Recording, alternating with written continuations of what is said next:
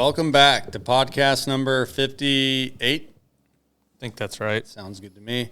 We're in studio today and going to talk about more deer hunting. I know, shocker. It is October 15th. We had a cold front roll through, and a lot of guys killed deer. Yeah. Some off video, some on video. Yeah, I think we lived for that early October cold front, and we kind of got two. The first couple of days of the season, it dropped down, and then this was the good one. This was a good one. One that you capitalized on when there's a deer that you have on camera. If you have that information at your fingertips, so to speak. Not me. Cameras have been slow. Years were hot, and they cooled off. Whether that's from acorns dropping, corn, beans coming out, or the deer dying in BHG. So there's a lot of factors. Yeah. Let's hope it's not the later one. Right. Yeah, I don't know. I mean, the one farm I was getting good deer, and I'm still getting deer on it, but the one I'm after's been gone for going on a month. So, and nobody knows. The couple people that know of him have not seen him. Yeah, well, he's elusive, and that's why he's big. Right. Hopefully you can get a chance to come face to face with him and make your season a little more special. So I need something to go my way. It's been a lot of not good this year so far. So yeah, and I'm on the other side of the spectrum. Like I didn't have a big deer to hunt. That was until last week. I had a really nice one show up. I've not seen. He was just kind of roaming through. I've only got 2 pictures of him, and I want to put out more cameras. Hunted there over the weekend, seen a bunch of little bucks, and then I had pictures of this really old 8-pointer on one of the farms I went to last night, and he came out, and that video will be dropping on YouTube once Jesse gets it edited. But it was pretty cool. He's staring at me for what seemed like 20 minutes. It's probably like 10. Yeah. And I had the ozonics going, and I swear by it. The wind was hitting me in the back of the head. It's supposed to be a northeast wind, and it was swirling. And he knew something was up, just couldn't pinpoint it. And once he crossed the fence, hit that scrape, I let him have it. The video is pretty cool, so hopefully you guys can watch that once it's up on the YouTube. We had another teammate shot one last night, Corey McKinney, shot a really nice buck. Mm-hmm. And who else? Tanner shot one. Was it Tanner? Yeah. I think a couple of 3 or 4 early muzzleloader kills. And one in Kentucky. Yeah, that'd be 4. So that's a bow kill. So it's just getting good. I mean, we got plenty of time for deer to show up. All the corn's coming out around here. I'm just kind of hoping and praying something shows up because you still have 3 tags. I got 2, plus all the doe tags. And yep, I may go back to my old October roots and just start slaying does. It's fun. I enjoy it. You haven't shot one yet, which is surprising. I killed one. You did? Yep. Oh, yeah, you shot one with the new Beast Broadhead. Yep. Which opened her up pretty good. Yeah, I think it's right under 6-inch entrance hole. Yeah, that's a gnarly pass through. Yeah. Complete. Yep. Oh. About a 2-inch exit. Yeah, the first one I shot my deer last year, and he ran 60 yards. There's blood everywhere. I mean, they work. I mean, you got to hit them in the right spot with any broadhead, but they just really leave a big hole. Yep. You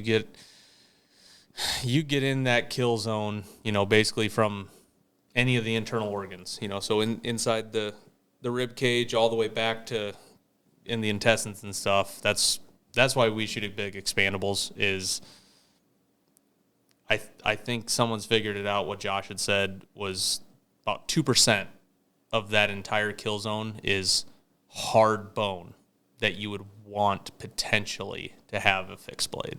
So odds are better. So your 98% chance deer die from blood loss. Yep. That's what happens. Mass trauma is what you want to get.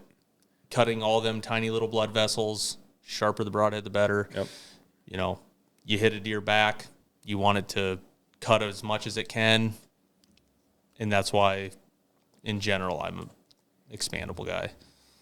So, yeah, we'll be hitting the hardwoods, I'd say, let this cold front go through, and then it's going to warm up a few days, and then hopefully we have another one, and that'll be the one that's you'll see a lot more deer fall. We're getting closer and closer to sweet November, as Bill Jackson termed it. Yeah. But I've noticed the bucks within the last couple of weeks, they're still kind of in their bachelor groups, like all these little guys. There's like 15 bucks at my in-laws, and they all come out and they're sparring, they're running each other around. There's 2 decent sized bucks, but they're probably 3-4-year-olds. Right. And they're kind of calling the shots there so far until something bigger shows up. But it's cool seeing all those deer interact with each other. There's never been that many scrapes and rubs. Like it's just loaded with deer sign because there's deer activity. There's alfalfa. They got food plots. Like, and the biggest thing is we've stayed out of until today. The upper part of the bedding area, like it's a place we just haven't went to. Like the cameras we're leaving them there. Some of them that are dead without batteries, and we stayed out of there. And all the deer feel safe in that honeysuckle thicket, and there's more deer there than there's ever been in my 15 years of hunting it. So, yeah, I mean, intrusion is a big thing. Oh, 100%. And like that's like with my farm, I've ran cameras on it a little bit. I've done a few little projects, but it's been in the middle of the day, and deer don't really bet on me anyways right now. But I haven't hunted it once. And big deer, well, I guess we'll kind of correct ourselves. Big deer don't like intrusion. They don't tolerate it. They don't. They will go somewhere else where they feel safe. They're not getting harassed. They're not hearing people talking. I mean, I guess to some point they still hear people. Like you have deer that are, what's the word that I want to say, conditioned to those things. Like if you're riding your side-by-side every day, sure, the deer eventually will get conditioned to that and they'll stay put. But if you're doing it once every 3-4 weeks, they're not going to put up with that. The big mature deer anyway. Yeah, you want it to be a positive thing. You don't want it to be a negative thing that they remember. When they hear people talking, they don't want it to correlate with being harassed. Yep. You don't want it to correlate with, well, last time this happened, I'm out of here. And I'm out here. A lot of the guys will get in a tractor and go do stuff, and that's most of the time when they hear a tractor, they're not getting harassed. Right. They hear this loud machine that is either cutting alfalfa or putting in corn, combining beans, stuff. Yep. All these other factors. And I know a lot of guys that will actually, and same thing with side by sides, checking fences, dealing with cattle, neighbors, even if it's not your property. And when they go to check their stands or cameras, they leave their side by sides on. They let it run the whole time. That's what I did when I went up onto a farm. I just left it run. I did all the battery stuff in the cameras, got out. But it's funny you say that because you'll see a lot of guys out there. They'll have a big buck, and in the background there's a combine. Yep. The combine's not harassing them. They've dealt with that year after year, and it's just the one-time thing. And they're used to tractors, probably more so than like side by side or four-wheeler ripping around. But it's different. Like when I went and mowed my clover plot, like right before season, as soon as I got out of there and got home, I was getting pictures of deer checking out because they're curious too. Right. So there's, hey, what's going on here? And then they fed in the clover and bedded down in it. And so there's some of that. But as far as when they're starting to get hunted and they realize they're getting hunted, they're going to go somewhere else where they feel safe. Yep. So I'm biding my time. I went in, did a couple hunts this week in some interior stuff, saw a bunch of does, but my camera said, hey, this is past years where this couple weeks, this early October, you get a cold front, there's going to be a big deer show up. And this is where he's going to be during daylight. And he was. I just wasn't there. Right. And that goes to show you can't always hunt off of your cameras. You can't always chase your tail. Like when I shot Carlos, I got lucky, and that's the only reason I killed him was because I was there. Right. And historically, I knew when he was going to come back on the other side of the river, and I couldn't kill him then. So I got lucky, based it on historical facts and the weather pattern, and I got lucky that night. I mean, it's just a lot of luck comes into this. There's no skill. I mean, there's some skill knowing what to do and how to do it, but it's a lot of luck. Yeah, you got to put your stack all the odds in your favor. And like we were talking before this about that big deer on my farm, how well I've had him a couple times this year. I never really have. He's been gone for I think the 4th is the last day I had him. Today's the 15th, so almost 2 weeks. But he showed up for the first time last year on the 8th, and then he showed up on the 16th, and then he showed up on the 19th. Then it was the 24th, and the 27th, and the 29th, then the 30th, and the first, second, third, fourth. So historically, you know what he's done in the past. As long as he's still alive and no one shot him, Yep. you got a pretty good Right. shot at seeing him on the hoof. Right. So I know I'm not going to go in there and hunt till it gets a little bit farther in, just because I don't want to go in there because there's so many does. I don't want to go in there and educate a single deer.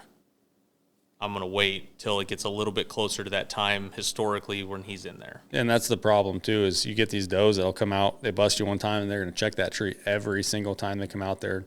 Whether you're not in it or not, they might stomp and blow the field out, and you might be at home sitting on your couch watching football. Yep. So that's a great idea to try to stay away from that and go in when the time is right. Like these weather patterns, when the barometer's through the roof, you got a cold front, either the front side of it or the back side of it. Place your deck of cards in the right area where, hey, I'm going to go in, I'm going to swing for the fences. It's the right time to go in, and I'm going to try to hunt him. If it doesn't happen, then you might want to give that spot a rest, a couple days, unless he does show it right back up and then get back in the saddle. But then that comes back to entry and exit. So let's say last night I didn't shoot a deer and there's 15 deer in the field. What I would have done is I would have waited until it got dark, and I would have howled like a coyote and then ran after them. So they don't know I'm a human. Right. Like going in yesterday, it was pretty quiet, and I was crunching leaves, and I'm going and yelping like a turkey because I can hear kind of deer milling around. I don't want them to think I'm a human at all. So I do those little things that people don't do. And I'm telling you, don't walk out like a normal human. If you bust a deer, moo at it, bark at it, blow right back at it, and walk like an animal. Stop. Like sometimes I get tired when I do it. And if I had a video camera on me, y'all probably laugh, but try to be less human-like in your entry and exit. Yeah, I mean, I've snort wheezed walking out. Like if I'm walking out of a field and you come up and you crest a hill and there happens to be deer, I'll snort wheeze, and I'll snort wheeze, and I'll snort wheeze. Most deer are running away from that. And I would only recommend this if you have a headlamp on that's bright. During the rut, grunt call your way into the stand. You don't want to get attacked by a deer. And people, surprisingly, this happens probably every year. They get attacked. I had one come in. God, it's been 15 years ago. When we were hunting together. Yeah. At the base of the tree. Yeah. And I mean, that was a little sketch, but grunt call, run a little bit. Obviously, unless you're in really good shape. You don't need to do it the whole way. You get 100 yards, 50 yards away from your tree when you're trying to if you're in the thick of it. Yep. Which a lot of times that time of year you are, but I was doing a drag in. Had the wind at where I was walking in, I had the wind at my back, but I wasn't hunting where the wind was going. I was going to get to a point and then go off the ditch, and then it was going to be a crosswind. And I'm walking in, and I hear a growl, like a grunt, deep grunt, and this deer was walking at me. You could hear him, and I had a green headlamp on, and you could see him coming. I literally had to yell like a person so he did not run me over. Yeah. He got to about 5 yards. And when they get in that mindset too, they don't care. No idea. And I've told the story to people. I don't know if I ever said on here. I watched a buck when I lived in Iowa City. A doe had gotten hit by a semi, like mid-November. I mean, she looked like a blanket on the ground, just nothing left of her. And there was a buck standing in the middle of the interstate, goring this pile of hair to try to get her to come up. No, I believe it. Because the only thing in the air was estrus. That's the only thing that buck could smell. That's all he wanted. That's all he wanted. That's all was on his mind. So, yep, they don't care about vehicles. They don't care about nothing. Nope. Humans. So, yeah, if you use those techniques, be cautious, be safe. They do work, and you'd be surprised. You get to your stand, and then in 20 minutes, it's getting light out or whatever, or you hear a deer come in and try to check that out. So, yeah, no, it's getting close sooner rather than later. Like I said, we'll run the tail end of this front now. It's going to heat back up towards the end of the week, but you get to that last 10 days of October, that pre-rut kicks in. Those little bucks start moving around. Those first few does pop into estrus, and if you're lucky enough to have one on your farm, yeah, and that's the time. And also, right after this front, it's the first south after cold front. I think it's tomorrow, Thursday. Today's Tuesday. Yeah, Thursday. I don't know what Wednesday is going to be, but Thursday is constant 25-mile-an-hour winds gusting to 40 to 50.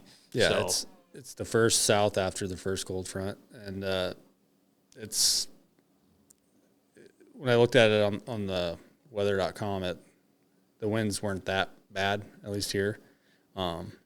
So if you're hunting green, I think that would be a perfect time to sit green. So yeah, you guys probably won't hear this till Sunday. So yeah, but in the future, reference that. Yep, take all that extra knowledge and that's how we are. I'll take information and knowledge from everybody and then just pick it apart. Look at things that you can add to your stuff, whether it's an access thing or it's a food thing or a tree stand setup thing, because not everything's going to apply to everybody. Right. Some people might have e-bikes or Tour Vs. Access is huge, in my opinion, probably the most critical thing, entry and exit, getting into your stands.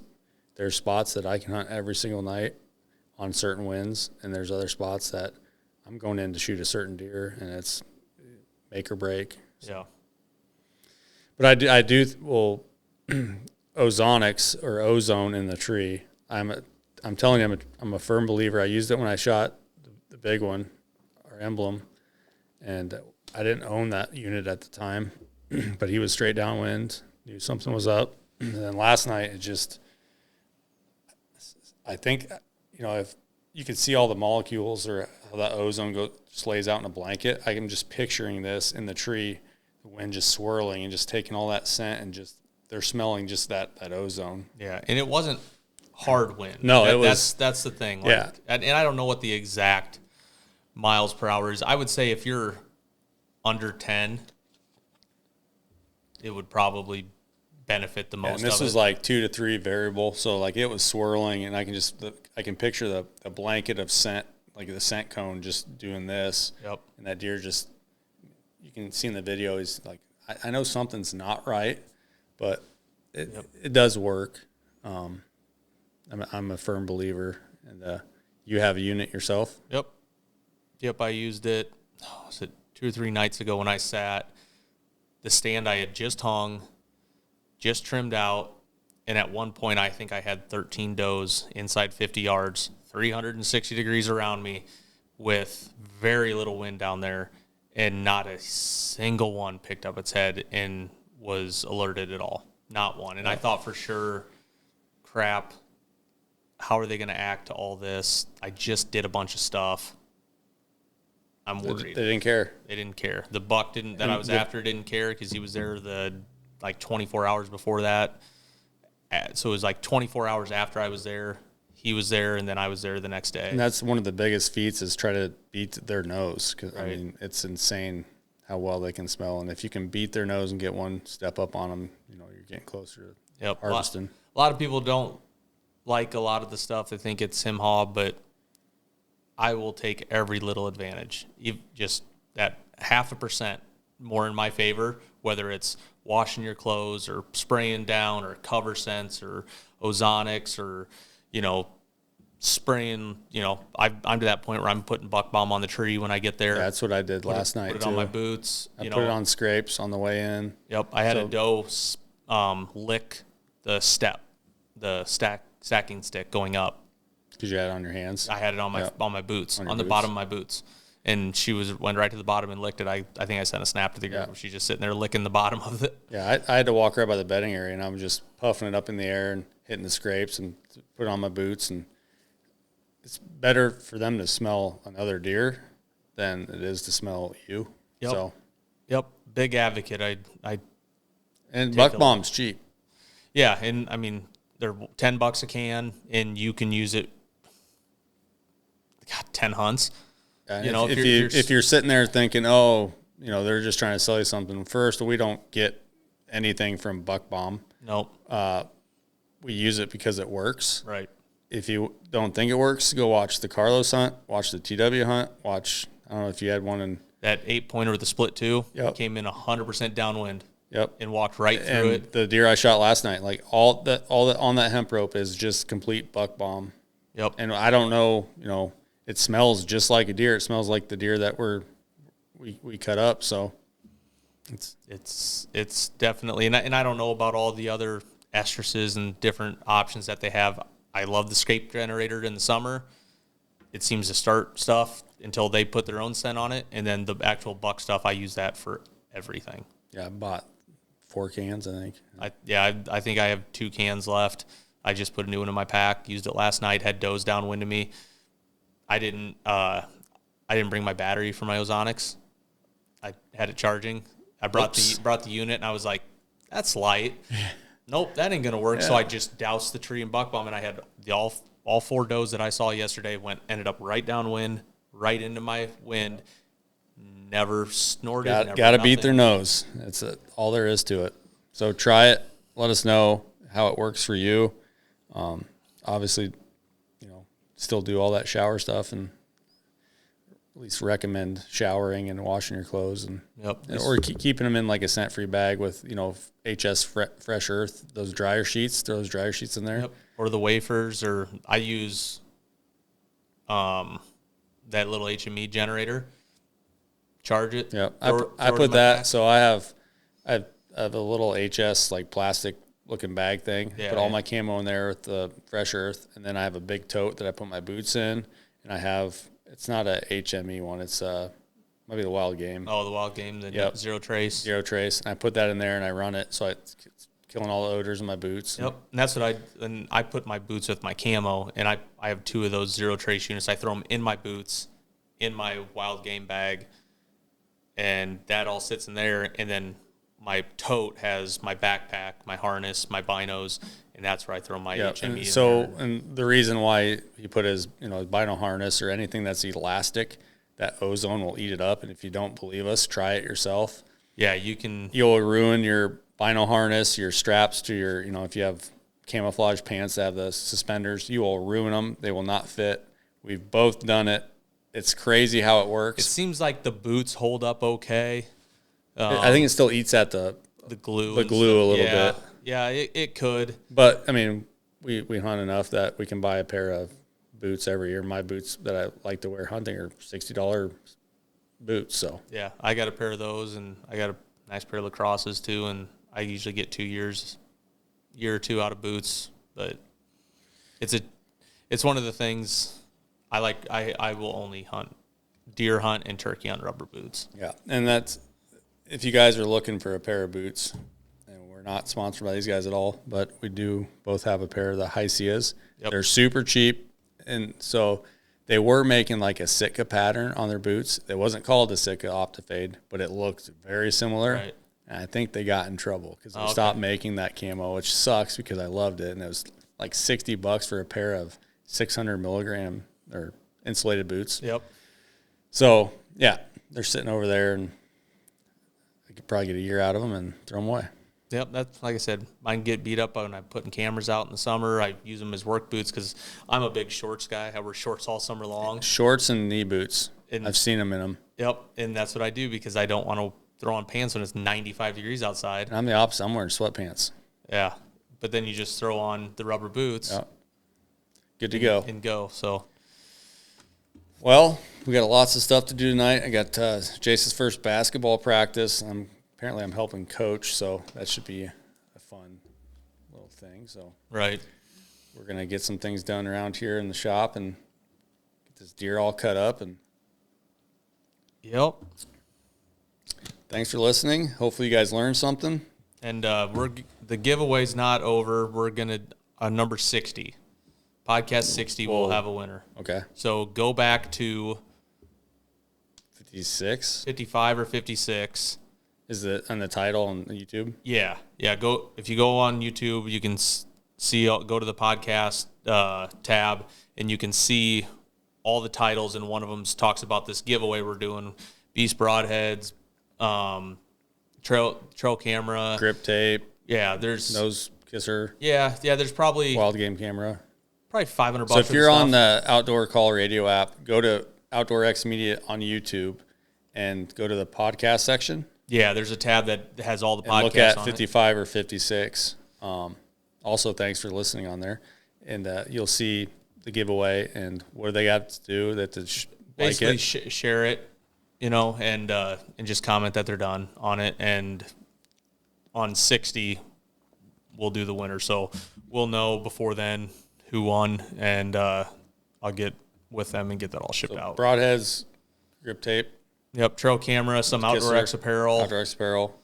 A couple other things, yeah. I have it all sitting at my So house. it'd be worth your time to just it's like $500 for the stuff. So yeah, just go click subscribe and share it, and yep, we appreciate it. Every little bit helps. yeah, we're just out here grinding. So yep, perfect. Speaking of grinding, will you grind my deer meat? No, yeah, I bought a new grinder. You cut it up. So you will. Okay. Awesome. Might as well. Will you cut it up and grind it and No. then give it to me Cube and cook it? it up. All right. Cube it up and bring it over. It'll take about 30 minutes to grind it. Oh, it's a lot better than my old Package crappy it. grinder. Package it. You got to take it home to freeze. I had the it, though. grinder with you had to put a belt on it, and it would Oh. always get clogged, and it was a pain in the ass. Yep. Nope. I bought a new one this spring because when I do my deer, I just Did you buy the meats one or whatever? the made with meat. Made No, with meat? it's a LME one. Oh, LME, LEM. LEM. yeah, I knew what you were saying. I think that's what it is. And yeah, it's pretty nice. I did all my deer trim, did all my turkey in my freezers. We have like Any freezer space? not looking good so far. Well, you have to eat some more deer. Yeah. So that's a good problem to have. I give so much of it away. Actually, I give a ton of deer away. I got a couple doe tags with the guy down the road, his name on it. He wants deer meat, so Yep. I need to go buy a couple more doe tags. I filled my one for Decatur County. I need to go replace that. all right. Well, hopefully you guys can get out, and hopefully your cameras aren't like ours, and you're having a little more success in the field. So good luck out there. Thanks for tuning in, and yeah, wear your safety harnesses.